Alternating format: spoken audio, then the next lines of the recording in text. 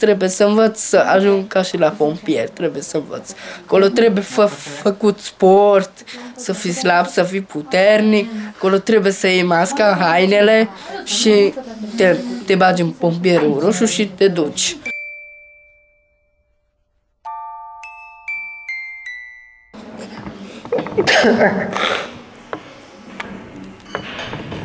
Numai eu știu ce am tras în viața asta.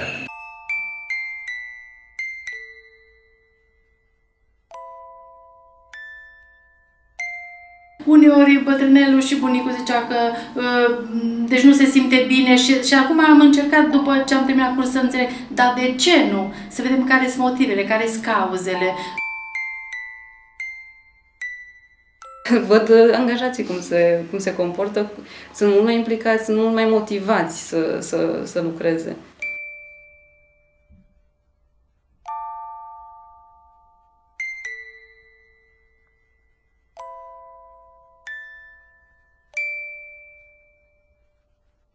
A fost visul meu de a lucra, de a învăța să lucrez cu oamenii. Mă angajez în fața lui Dumnezeu să duc o viață integră și să-mi îndeplinesc cu credință îndatoririle profesiei mele.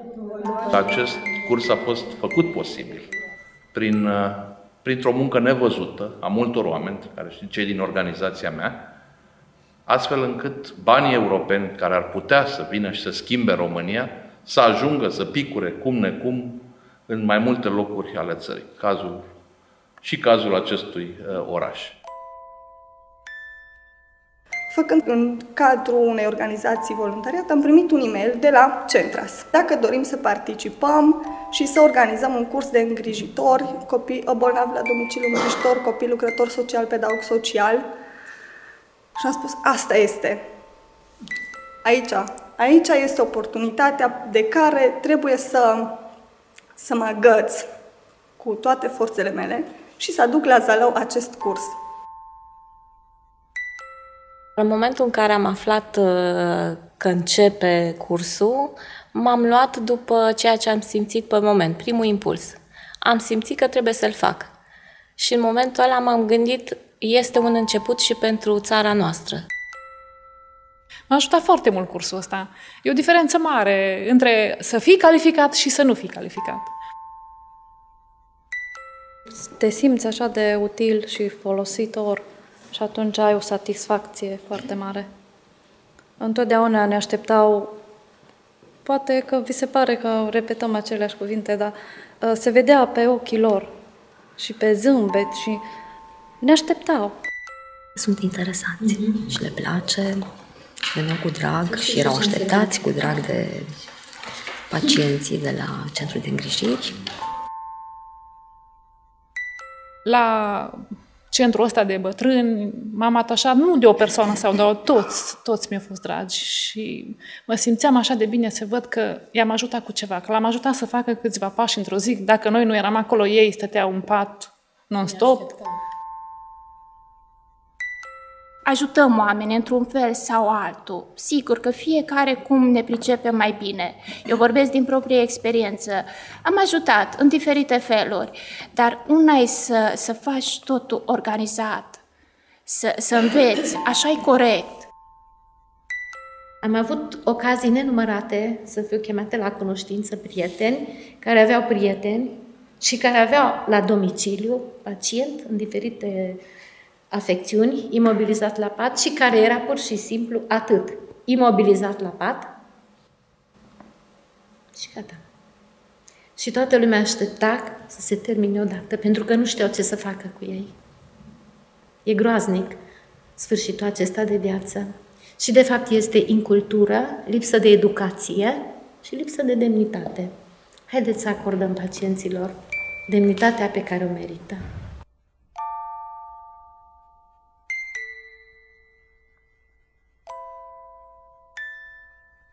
Noi credem foarte tare că democrația poate fi întărită numai printr-un popor educat, instruit, un popor care are acces la niște resurse. Ceea ce până la urmă asta am făcut prin acest proiect.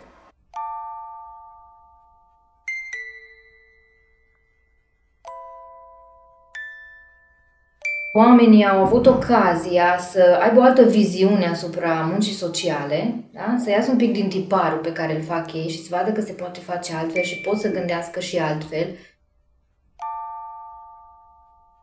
Aici au învățat totuși cum să lucrează cu copii sau cum să comportă cu copii sau dacă copilul comportă un fel cum trebuie să reacționeze.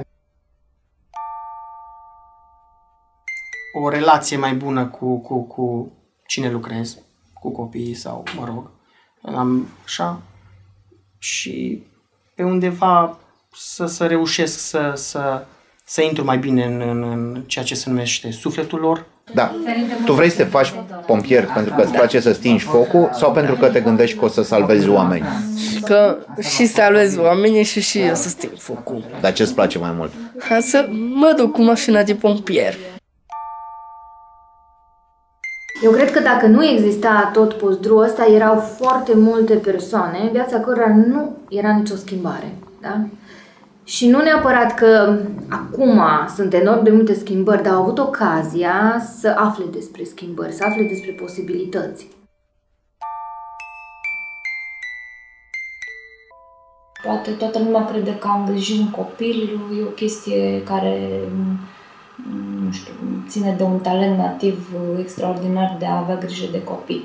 Nu este chiar așa, pentru că, nu știu, la cursurile acestea, de exemplu, se învață și elemente de puericultură și poate că sunt femei care n-au știut niciodată că unui bebeluș până la 2 ani nu trebuie să-i dai să mănânce miere.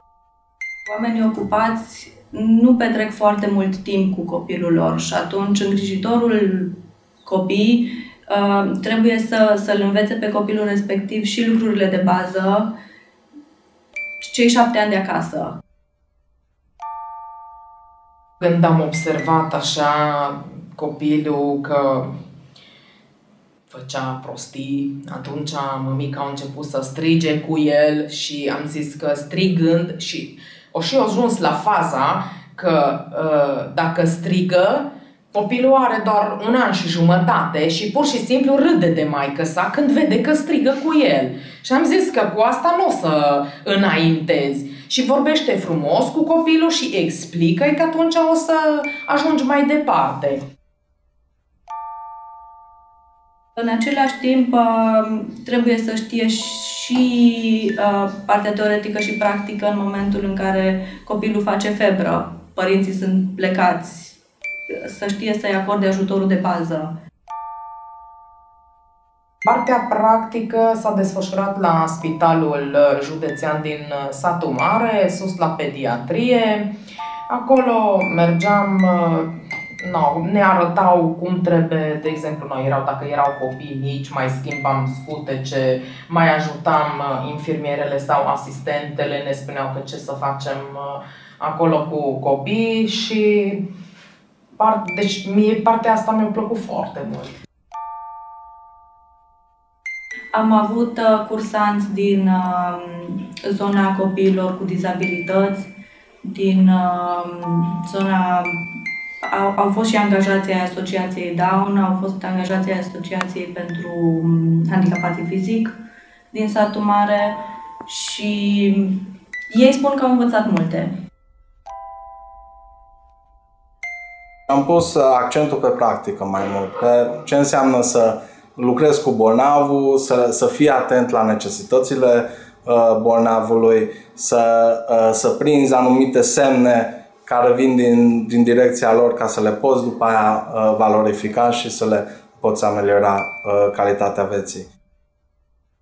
Beneficiile la care ne-am gândit pentru grupul țintă, exact acestea au fost. Să identificăm calificări care să ajute oameni care lucrează, nu știu, în mediul privat, în speță în ONG-uri și care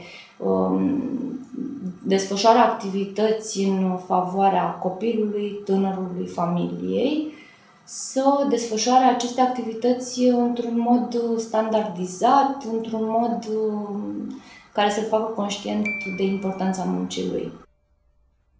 Am mai urcat o treaptă, da. Și fiecare, da, și profesional, și fiecare treaptă urcată, atunci ajungi undeva în vârf, unde e mai bine. E mai bine, da.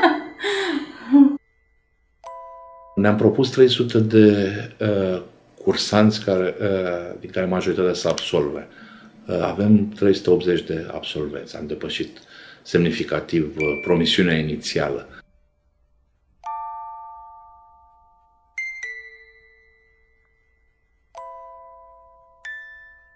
Pentru îngrijirea bătrânilor, noi am început cu o singură persoană care a avut calificare și persoana respectivă a lucrat tot aici, în clădirea asta, când era centru de copii.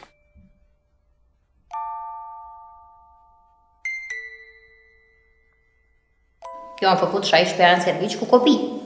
Aici au fost copii de TBC. Și una e să lucrez cu copii și una e să lucrez cu vârstnici. Centrul este nou. Deci a fost înființat de anul trecut. Deci a venit exact ca o mănușă cursul de pregătire și, mă rog, încadrarea lor. Prima dată la prima baia mea, două fete noptul să mă scoată din cadă după ce a terminat de spălat, așa, și o chema și administratorul. Am învățat cum să, în primul și în primul rând, cum să ne comportăm cu bătrânii, am învățat cum să le facem baie, cum să îi schimbăm, cum să îi spălăm, cum să... tot ce ar trebui pentru un bătrân. Este foarte important să ai o deschidere pentru acest lucru. Pentru că e foarte greu, vorbim sau învățăm teorie, dar când ne ajungem la practică și schimbăm un Pampers sau facem o igienă personală, dacă nu vrei să faci treaba asta, nu vei fi în stare să faci. Deci vei ieși din cameră, din curs. Deci trebuie să ai o predispoziție, să spunem așa, sufletească și pentru așa ceva. A fost mai greu pornirea, știți cum e? Când te pornești la un lucru. De exemplu și acasă, mai spun astăzi fac asta, dar nu o fac asta, las pe mâine. Știți cât e de greu când îl lasă. Dar când te pornești, trebuie să faci. Chiar angajatul este mai responsabil prin faptul că știe că are o calificare. Toți sunt buni, ascultători, buni, cu serviciile care le fac. Eu, toate fetele, toți care sunt aici, sunt cel mai mulțumit de ei.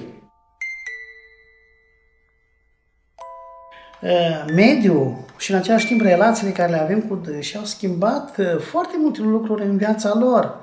Și dacă deja ați avut exemplu domnului general, se poate spune că oamenii pot trăi și altfel, la o anume vârstă a treia.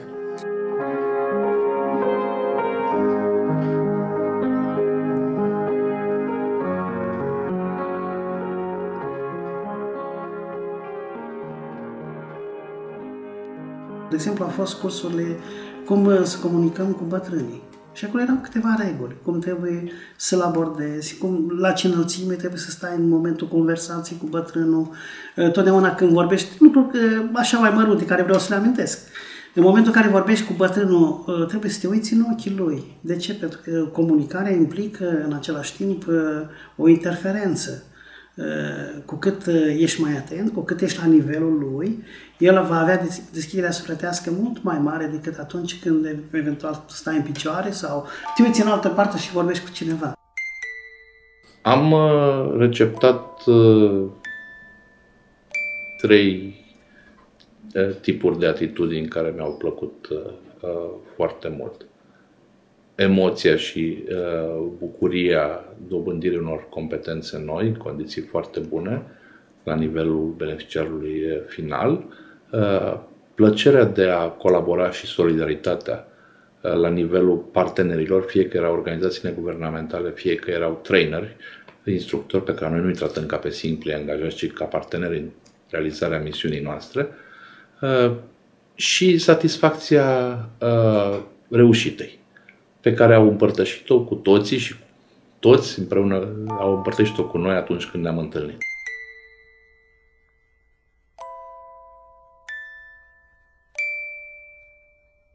Am vrut să aducem acest curs ca să putem și noi să calificăm mai multe persoane, să avem să spunem, dacă deschidem, vrem să deschidem un spital, un azil, așa, să avem persoanele calificate. Să știți că în străinătate se caută astfel de personal. La noi nu, angajăm la bătrâni sau la personal necalificat. Căutăm câte o mătușică, câte o bunicuță, care nu știi și cum să-l ridici din pat, vorba Doamnei, și cum să-i administrezi tratamentul, și cum să-i schimbi punga, și cum să-i schimbi. Necesită. Deci sunt lucruri care îți par foarte ușoare la prima vedere, dar nu sunt chiar așa de ușoare. Cred că au învățat multe lucruri noi din punctul ăsta de vedere. De câte ori trebuie să se spere, de exemplu, pe mână, că înainte de a pune mâna pe adult, după ce îi face toaleta, înainte de a pune mănușa, după ce scoate mănușa. Sunt niște noțiuni pe care sunt total diferite de ce știam noi din practica de zi cu zi, cu ce mai nou. Deci când spune sterilizarea, toate pentru noi născuți a biberoanelor, toate alea. Ei, pe vremea noastră nu era așa ceva. Acum e cu tot o tehnică modernă, e ceva mai... Nu, asta e părerea noastră. Evoluția lor a fost la unii chiar destul de bună, nu pot zic chiar spectaculoasă. Și erau foarte adică faptul că erau interesați. Și la copil erau multe doamne care au fost mame, care au crescut copii, care au nepoți, poate unele din ele, știți? Și chiar au multe lucruri nu le știau. Le-am învățat acum cu noi. Doamnele doctori ne-au explicat mult mai detaliat cum se procedează, cum începe alimentația, cum trebuie schimbați, cum trebuie tratamentul dat și toate astea. Sunt atâtea familii cu copii care nu au bunici, care lucrează și care ar avea nevoie de un babysitter sau de un... uitați, cum am avut și eu nevoie când tatăl meu era bolnav și m-am apelat la neamuri. Acum, sincer vorbind, eu am un copil mic, da? Și mi-am dorit să angajez o bonă. Apropo de speța, cred că ar fi mult mai simplu dacă ar exista persoane exact formate pe partea asta, care știi sigur că au o diplomă la mână și ai siguranța că are grijă de copilul tău așa cum trebuie. Cu acest grup care l-ați văzut dumneavoastră și chiar poate așa suntem foarte uniți, foarte așa am putea să mergem mai departe și să dezvoltăm și noi ceva, putem să facem și noi la un azil de bătrâni, un spital, să facem ceva pentru județul nostru. Categoriile de organizații participante în proiect sunt, pe de o parte, organizații partenere. Avem 4 organizații cu care am lucrat în proiect și care au gestionat cursurile la nivel local, în regim de voluntariat, și organizații beneficiare, ai căror angajați au participat la cursuri. Și sunt organizații care au avut la cursuri 17 angajați, 11 angajați, deci un număr mare.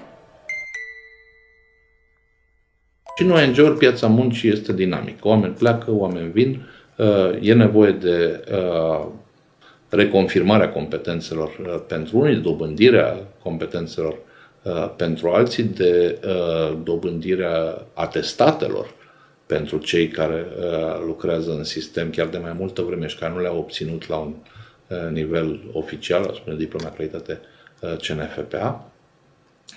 E o reflectare a procesului de învățare continuă, proces asumat de România și susținut prin aceste fonduri structurale.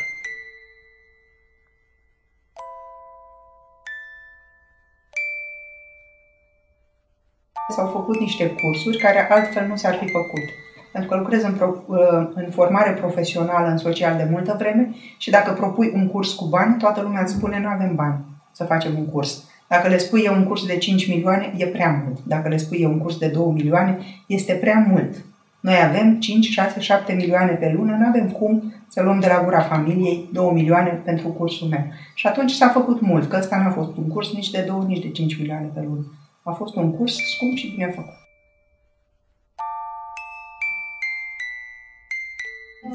Da. Pastă pe periuț. Și pun eu. Că el se bălăcește acolo la apă muce și apă mânică, dacă se poate. Da, eu zic că merită plătit. Nu știu cât costă așa un curs, să vă spun dacă mi-l pot permite sau nu. 3.000 de euro o săptămână pe piața liberă.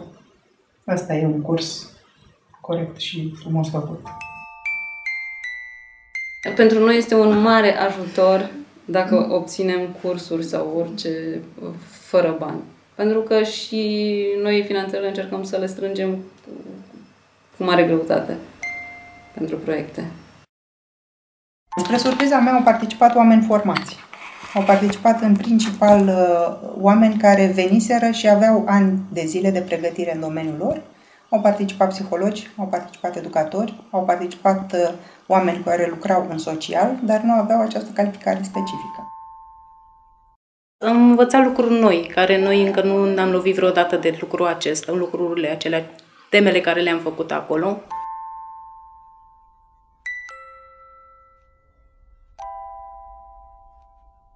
Mie una mi s-a necat o fată și chiar nu știam, dar de când la curs, de când ni s-a cu primul ajutor, acum știu ce să-i fac în caz de mai mi se necă. Deci ce mi-a plăcut cel mai mult, tot ce ține de cunoaștere personală. Deci asta m-a încântat.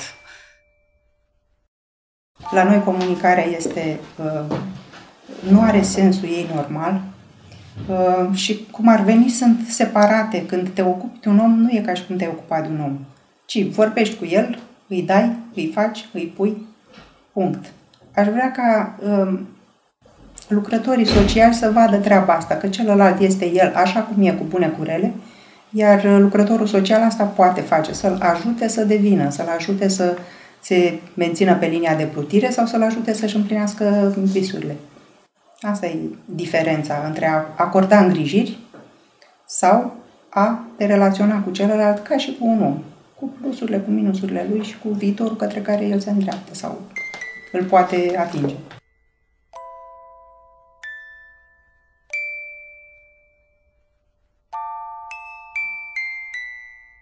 Noi am avut și niște teme, fiecare să luăm un beneficiar și să-l facem în așa fel încât să-l ducă la situația să fim ca și noi, ca ne-am pune noi în pielea beneficiarului acela.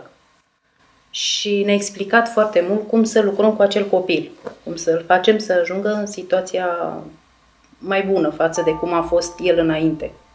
Mama, dar mi-e sete, mama, dar mi-e sete. Stai jos și mănâncă, după aceea bei. Ce vrei să-ți dau? Ceai. Da, ceai. Ia ceaiul și îl bea. Da? Da, mai vreau. Aoleu, ce Băiatul copil, ăsta, da, băiatul ăsta e e copil. zăpăcit, deci bea foarte mult apă de zile și asta își face cu el. De-aia am spus, de 4 ani și face mai. Te-ai săturat? Gata? Faptul că am făcut teme legate de comunicare, teme legate de relaționarea cu ceilalți, de jocurile pe care le jucăm acasă și în societate, eu zic că i-a ajutat mult să-și amelioreze relația sau să își privească relațiile cu cei ai familiei din alt punct de vedere. Fiecare copil în parte, zice mamă, persoanei cu care lucrează fiecare zi. Și ne-am considerat ca o familie și am încercat să-i facem să fim ca și în familie acasă la ei. Iubiți, apreciați și adică lăudați, să fie lăudați să știe absolut tot ce se întâmplă într-o familie. Văd angajații cum se comportă, sunt mult mai implicați, sunt mult mai motivați să lucreze.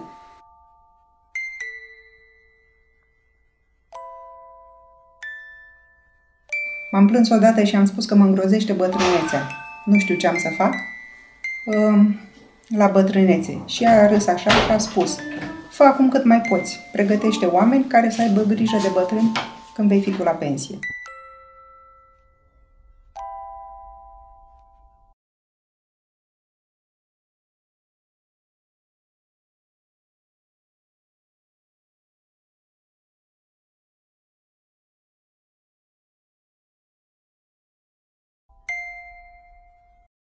M-a întrebat într-o zi cursanta mea, Elena, ce este demnitatea?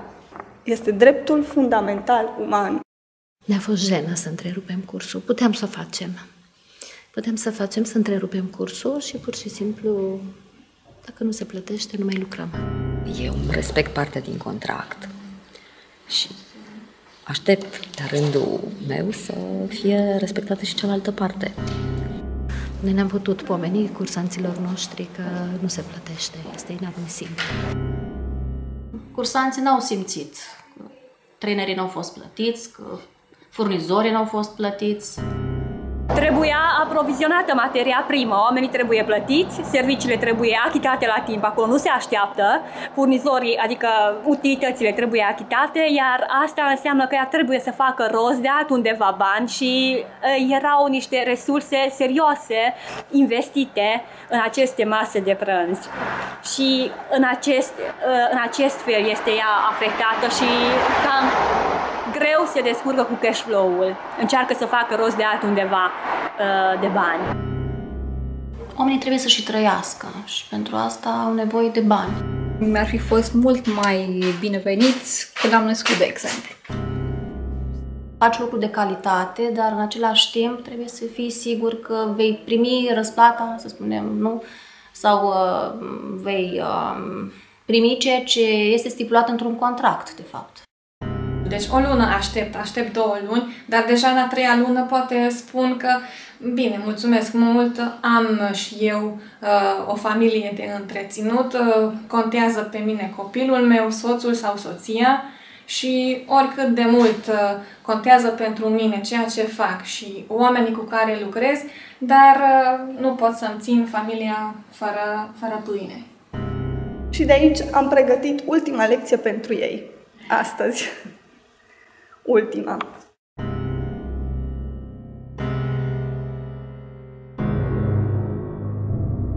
POSDRU sau fondurile structurale duc încet la dispariția societății civile. Foarte multe organizații fanion au ajuns în situația de încetare de plăți și de blocaj complet al proiectelor. Și nu din vina lor.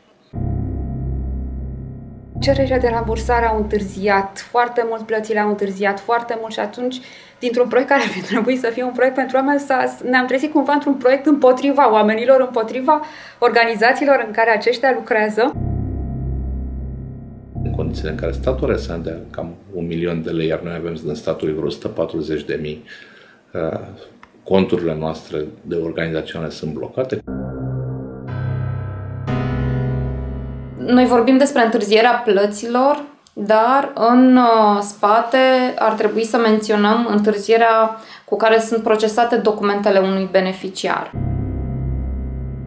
Proiectul ăsta a mers cu multe hopuri. Am început în forță, am început știind că o să ne aștepte niște obstrucții, dar nu ne-am așteptat ca în loc să găsim parteneri în autoritatea de implementare am găsit niște oameni dispuși să pună piedici și să ridice piedici și să ridice bariere și să nu înțeleagă că de fapt proiectele astea sunt făcute pentru oameni. Nu pentru a avea dosare, nu pentru a întinde kilometri de hârtii, nu pentru a duce tone de hârtii spre aprobare. Dosar. Un dosar. Acestea sunt 4 dosare pentru ultima cerere de rambursare. Dosare care se fac în 2 exemplare.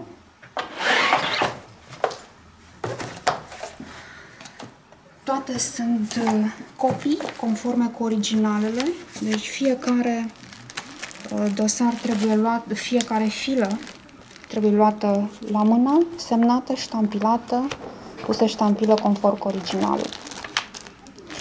Absolut tot ce este aici sunt documente care merg la verificat pentru a fi declarate eligibile cheltuielile noastre pe proiect. 30% activități, 70% hârtie.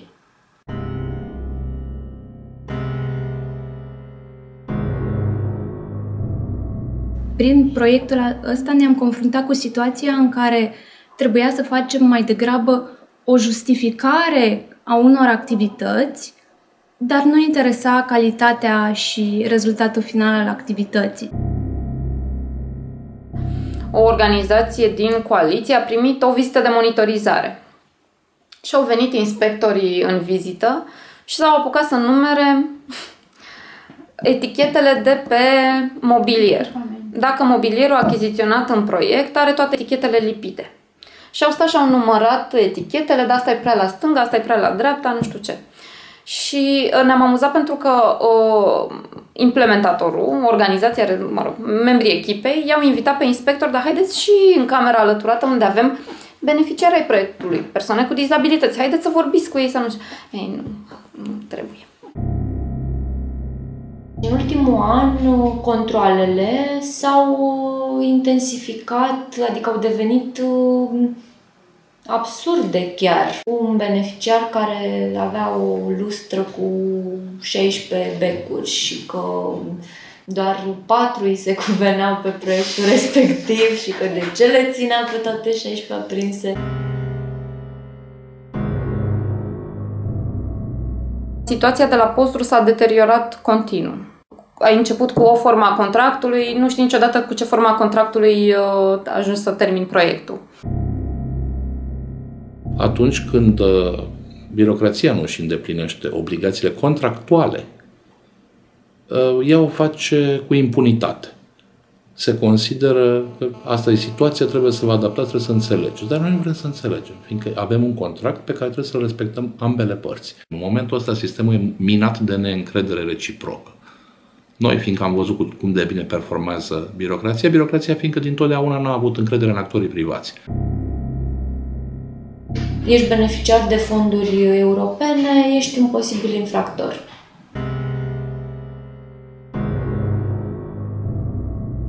Bineînțeles că toată lumea dă vina guvernarea actuală pe guvernarea trecută, actualul director pe directorul trecut și tot așa, beneficiarii pe autoritatea pe beneficiari. Momentan lucrurile sunt foarte proaste. Cu statul român nici eu nu mai vreau să mai parteneriez în viitor și nici mulți alții, pentru că este un partener absolut incorect. O seamă de programe operaționale din România generează șomeri, pentru că nu sunt plătite rambursările în proiecte, iar beneficiarii nu își permit să plătească din surse proprii la nesfârșit angajații din aceste proiecte. Deci da, Postru generează șomeri în acest moment. Vorbim despre un program care are ca obiectiv principal ocuparea, da? Și piața muncii. Și în cazul acestui program operațional, concedierile sunt masive.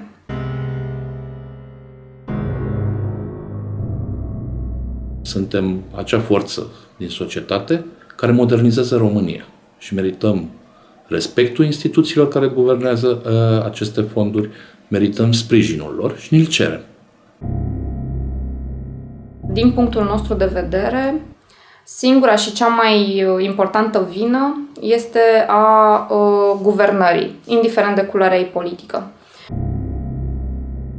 Dacă se induce, mai ales din partea factorului politic, acea sămânță de încredere în sistem și dacă premierul și ministrii săi veghează precum grădinarii ca această sămânță să fie udată și statul român să-și onoreze obligațiile, să redevină un partener pe care l-ai lua într-un proiect, atunci lucrurile vor merge mai bine.